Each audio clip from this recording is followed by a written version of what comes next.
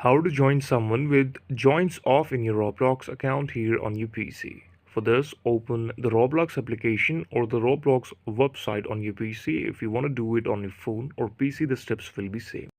Now, on this homepage, what you have to do is simply click on here. There is a search option, and on the right there is a setting option. You should click it.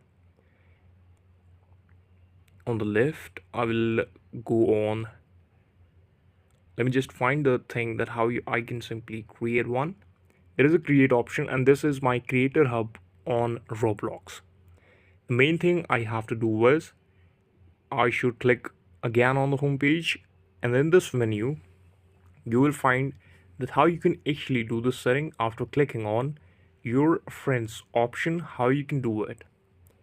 On the friends second, you can see that this is the zero for friends and followers right now on my profile.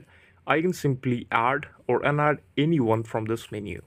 So this is all about how you can join without joining link or without any joining thing. You can actually search the group here, and here you can remove it or you can add it. So this is all about the video. Thank you so much for watching it, and please subscribe to the channel for watching more updates, reviews and videos like this.